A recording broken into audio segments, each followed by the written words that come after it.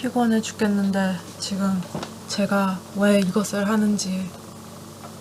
네, Brother에 by Cory Doctorow입니다. Creative Commons license 밑에 있고요. 그거는 이제 더 자세한 거는 밑에 넣는 걸로 하겠습니다. 그냥 읽을게요. 오늘은 발음 조금 더 좋게. 피곤해. 스킵할 것도 많고, 그리고 그냥 읽을 때까지 읽어보죠. 뭐 피곤해 죽을 때까지. 에휴. The copyright thing. The Creative Commons license at the top of this file probably tipped you off to the fact that I've got some pretty unorthodox views about copyright. Here's what I think of it. In a nutshell, a little goes a long way, and more than that is too much. I like the fact that copyright lets me sell rights to my publishers and film studios and so on. It's nice that they can't just take my stuff without permission and get rich on it without cutting me in for a piece of the action.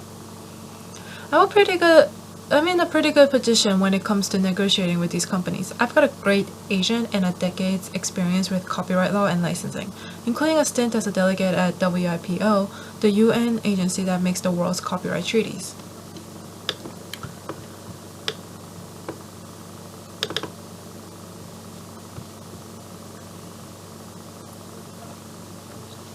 What's more, there's just not that many of these negotiations.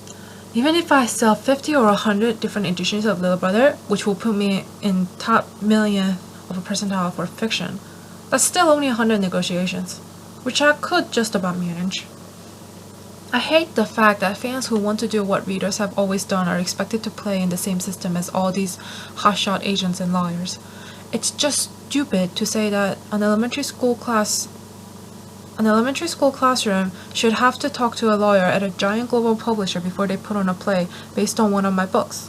It's ridiculous to say that people who want to loan their electronic copy of my book to a friend need to get a license to do so.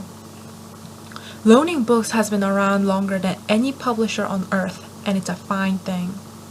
I recently saw Neil Gaiman give a talk at which someone asked him how he felt about piracy of his books. He said, "Hands up in the audience if you discovered your favorite writer for free, because someone loaned you a copy or because someone gave it to you. Now, hands up if you found your favorite writer by walking into a store and plunking down cash." Overwhelmingly, the audience said that they discovered their favorite writers for free, on a loan or as a gift. When it comes to my favorite writers, there is no boundaries. I'll buy every book they published just to own it. Sometimes I buy 2 or 3 to give away to friends who must read these books. I pay to see them live. I buy t-shirts with their book covers on them. I'm a customer for life. Neil went on to say that he was part of the tribe of readers, the tiny minority of people in the world who read for pleasure, buying books because they love them. One thing he knows about everyone who downloads his books on the internet without permission is that they're readers. They're people who love books. People who study the habits of music buyers have discovered something curious. The biggest pirates are also the biggest spenders. If you pirate music all night long, chances are you're one of the few people who also goes to a record store. Remember those? During the day. You probably go to concerts on the weekend, and you probably check music out of the library too. If you're a member of the Red Hot Music Fan Tribe, you do lots of everything that has to do with music, from singing in the shower to paying for black market vinyl bootlegs of rare Eastern European covers of your favorite death metal band. Same with books. I've worked in new bookstores, used bookstores, and libraries. I've hung out in pirate ebook, bookwares, places online. I'm a stone used bookstore junkie, and I go to book fairs for fun. And you know what? It's the same people in all those places. Look, book fans who do lots of everything that has to do with books. I buy weird, fugly pirate editions of my favorite books in China because they're weird and fugly and look great next to the 8 or 9 other editions that I paid full freight for of the same books. I check books at the library, Google them when I need a quote, carry dozens around on my phone, and hundreds on my laptop, and have, at this rating, more than 10,000 of them in storage lockers in London, Los Angeles, and Toronto. If I could loan out my physical books without giving up possession of them, I would. The fact that I can do so with digital files is not a bug, it's a feature, and it's a damn fine one. It's embarrassing to see all these writers and musicians and artists bemoaning the fact that art just got this weekend new feature, the ability to be shared without losing access to it in the first place. It's like watching restaurant owners crying down their shirts about the new free lunch machine that's feeding the world's starving people because it will force them to reconsider their business models. Yes, that's gonna be tricky, but let's not lose sight of the main attraction: free lunches. Universal access to human knowledge is in our grasp. For the first time in the history of the world, this is not a bad thing. In case that's not enough for you, here's my pitch on why giving away ebooks makes sense at this time and place. Giving away ebooks gives me artistic, moral, and commercial satisfaction. The commercial question is the one that comes up the most often. How can you give away free ebooks and still make money? For me, for pretty much every writer, the big problem isn't piracy, it's obscurity. Thanks to Tim O'Reilly for this great aphorism. Of all the people who failed to buy this book today, the majority do so because they never heard of it, not because someone gave them a free copy. Mega hit bestsellers in science fiction sell 500,000 copies in a world where 175,000 attend the San Diego Comic-Con alone. You've got to figure that most of the people who like science fiction and related geeky stuff like comics, games, Linux, and so on just don't really buy books. I'm more interested in getting more of that wider audience into the tent than making sure that everyone who's in the tent bought a ticket to be there. Ebooks are verbs, not nouns. You copy them. It's in their nature, and many of those copies have a destination, a person they're intended for. A hand-write transfer from one person to another, embodying a personal recommendation between two people who trust each other enough to share a bit. That's the kind of thing that authors should dream of.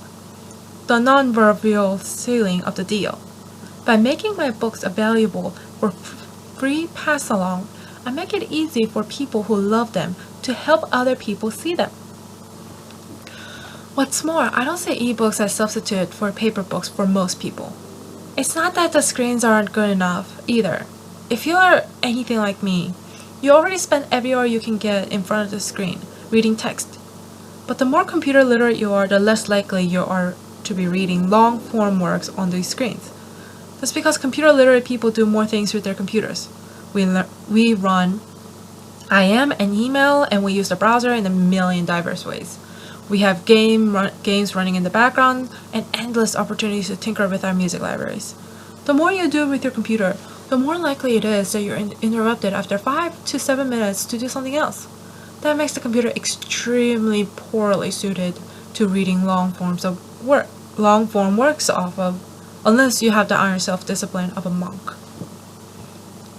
The good news for writers is that this means that ebooks on computers are more likely to be an enticement to buy their printed books, which, after all, cheap, easily had, and easy to use, than a substitute for it. You can probably just read enough of the book off the screen to realize you want to be reading it on paper. So ebooks sell print books. Every writer I've heard of who's tried giving away ebooks to promote paper books has come back to do it again.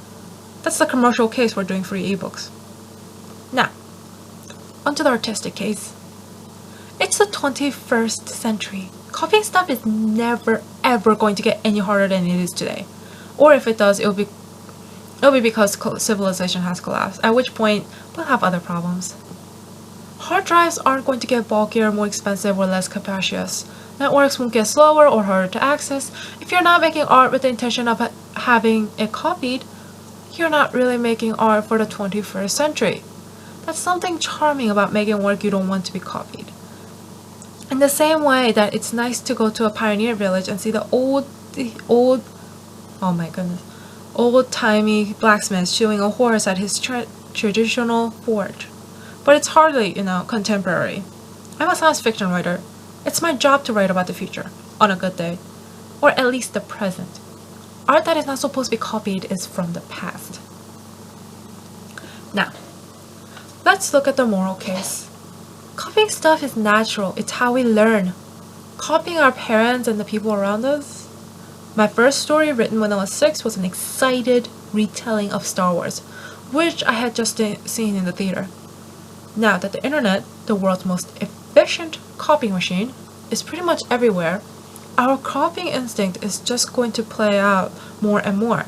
There's no way I can stop my readers, and even if I tried, I'd be a hypocrite. When I was 17, I was making mixtapes, photographing stories, and generally copying in every way I could imagine.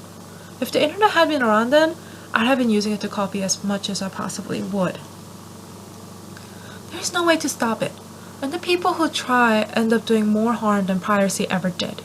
The record industry's ridiculous holy war against file sharers, more than 20,000 music fans sued and counting, exemplifies the absurdity of trying to get the food coloring out of the swimming pool. If the choice is between allowing copying or being frothing bully lashing out at anything he can reach, I choose the former.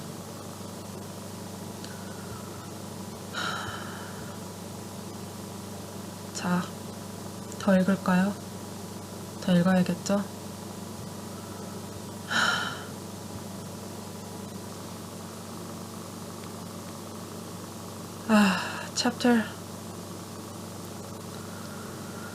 Chapter 1 조금만 읽고 한 5분만 더 읽고 하겠습니다. Chapter 1. This chapter is dedicated to Baka Phoenix Books in Toronto, Canada. Baka is the oldest science fiction bookstore in the world, and it made me the mutant I am today. I wandered in for the first time around the age of 10 and asked for some recommendations. Tanya Huff, yes, the Tanya Huff, but she wasn't a famous writer back then, took me back into the used section and pressed a copy of H. Beam Piper's Little Fuzzy into my hands and changed my life forever. By the time I was 18, I was working at Baka. I took over from Tanya when she retired to write full-time, and I learned lifelong lessons about how and why people buy books. I think every writer should work at a bookstore, and plenty of writers have worked at Baka over the years. For the 30th anniversary of the store, they put together an anthology of stories by Baka writers that include work by Michelle Sagara, aka Michelle West, Tanya Huff, Nala Hawkinson, Tara Talon, and me. 자, 이거는 좀 스킵하고. I'm a senior at... Oh goodness. 이거 발음을 어떻게 하는 거지? I am a senior at Cesar Chavez High in San Francisco's sunny Mission District. And that makes me one of the most surveilled people in the world. My name is Marcus Yellow, but back when this story starts, I was going by Winston. Pronounced Winston. Not pronounced W1E5T0N. Unless you're a clueless disciplinary officer who's far enough behind the curve that you still call the internet the information superhighway. I know just how a clueless person, and his name is Fred Benson, one of 3 vice principals at Cesar Chavez. He's a sucking chest wound of a human being. But if you're going to have a jailer, better a clueless one than one who's really on the ball. Marcus Yellow, he said over the PA one Friday morning. The PA isn't very good to begin with, and when you combine that with Benson's habitual mumble, you get something that sounds more like someone struggling to digest a bad burrito than a school announcement. But human beings are good at picking their names out of audio confusion. It's a survival trait. I grabbed my bag and folded my laptop 3/4 shut. I didn't want to blow my downloads, and got ready for the inevitable. Report to the administration office immediately. My social studies teacher, Miss Galvez, rolled her eyes at me, and I rolled my eyes back at her. The man was always coming down on me, just because I go through school firewalls like wet Kleenex, spoof of the gate recognition software, and nuke the snitch chips that track us with. Galvez is a good type anyway, never holds that against me, especially when I'm helping get it with her webmail so she can talk to her brother who's stationed in Iraq. My boy Daryl gave me a smack on the ass as I walked past. I've known Daryl since we were still in diapers and escaping from play school, and I've been getting him into and out of trouble the whole time. I raised my arms over my head like a prize fighter and made my exit from social studies and began the prep walk to the office. I was halfway there when my phone went. That was another no-no. Phones are muy prohibido at Chavez High. But why should that stop me? I ducked into the toilet and shot myself in the middle stall. The farthest stall is always the grossest because so many people head straight for it, hoping to escape the smell and the squeak. The smart money and good hygiene is down in the middle. I checked my phone. My home PC had sent it an email to tell it that there was something new up on Harajuku Fun Madness, which happened to be the best game ever invented. I grinned. Spending Fridays at school was suck anyway, and I was glad of the excuse to make my escape.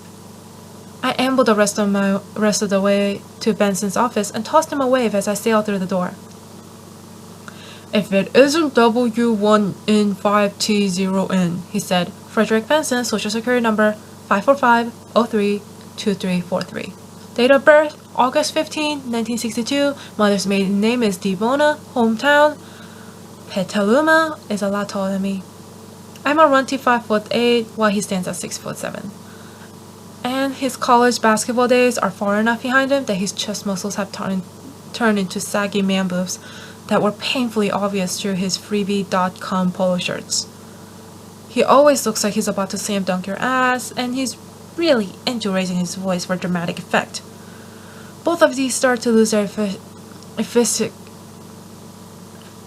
efficacy with repeated application. "Sorry, nope," I said. "I never heard of this R2D2 character of yours." "Winston," he said. Oh, he spelled it out again. W1N5TON, he said, spelling it out again. He gave me a hairy eyeball and waited for me to wilt. Of course it was my handle, and had been for years. It was the identity I used when I was posting on message boards when I was making my contribution to the field of applied security research. You know, like sneaking out of school and disabling the mind tracer on my phone. But he didn't know that this was my handle. Only a small number of people did, and I trusted all to the end of the earth. Not ringing any bells, I said. I've done some pretty cool stuff around school using that handle. I was very proud of my work on snitch-taculars, and if you could link the two identities, I would be in trouble. No one at school ever called me Winston, W1N5TON, or even Winston. Not even my pals. It was Marcus or nothing. Benson settled down behind his desk and tapped his class ring nervously on his blotter. He did this whenever things started to go bad for him. Poker players call stuff like this a tell, something that lets you know what was going on in the other guy's head. I knew Benson's tells backwards and forwards. "Marcus, I hope you realize how serious this is." "I will just as soon as you explain what this is, sir." I always say sir to authority figures when I'm messing with them. It's my own tell. He shook his head at me and looked down. Another tell. Any second now he was going to start shouting at me. "Listen, kiddo, it's time you come to grips with the fact that we know about what you've been doing, and that we're not going to be lenient about it. You're going to be lucky if you're not expelled before this meeting is through. Do you want to graduate?" "Mr. Benson, you still haven't explained what the problem is." He slammed his hand down on the desk and then pointed his finger at me.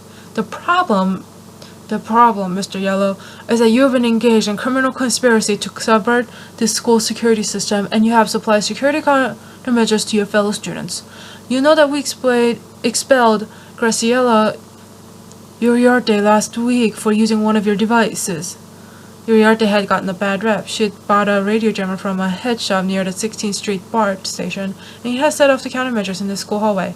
Not my doing, but I fell for her. And you think I'm involved in that? We have reliable intelligence indicating that you are W1N5TON. This is getting annoying. Okay, back.